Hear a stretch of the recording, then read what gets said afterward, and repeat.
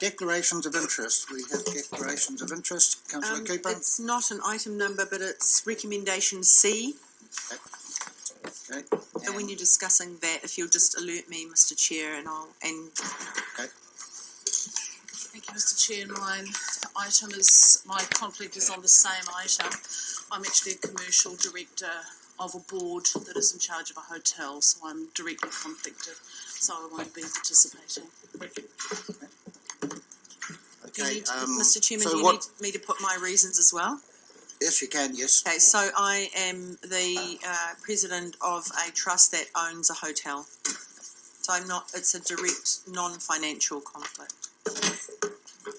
So just for those two councillors, what we'll do, we'll probably, when we get to have a discussion on that part, then obviously leave and then come back, because I'll keep it tight that people cannot comment about anything outside that, and then come back, and then when we get to the vote on the recommendations, again, you can sit back.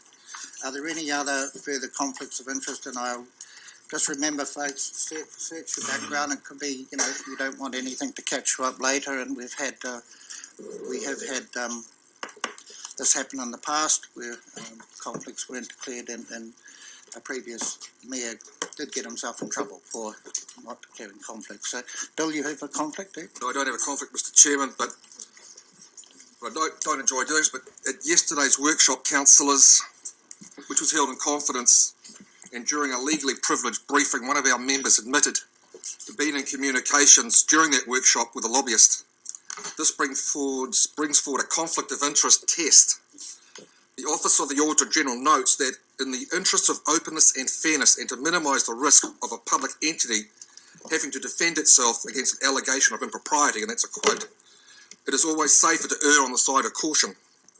Perhaps a councillor who yesterday admitted that they were in communication might consider their actions in terms of a conflict of interest, either real or perceived, and recluse themselves from that part of the debate and vote today.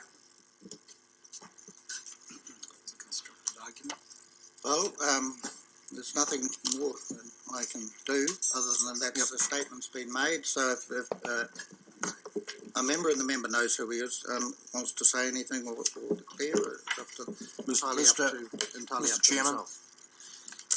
Councillor Quax. Thank you. Having received advice from our legal team and considering that, and unfortunately not having had the time to seek independent legal counsel on this, I've searched my conscience on this rather than seek legal advice. And having read through that legal advice, I'm quite clear that I have no conflict of interest, and I'm quite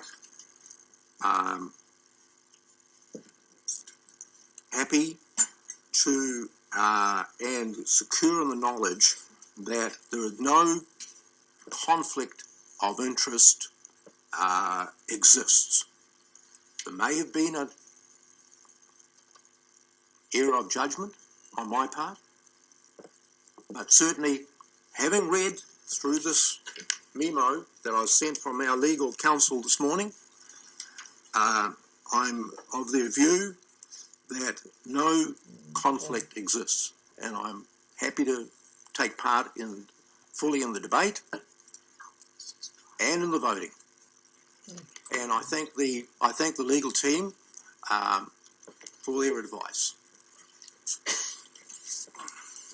That's it. Thank you, Councillor Quax. Right, well, we have the declarations being made by Councillors Holtz and Cooper regarding recommendation 12C.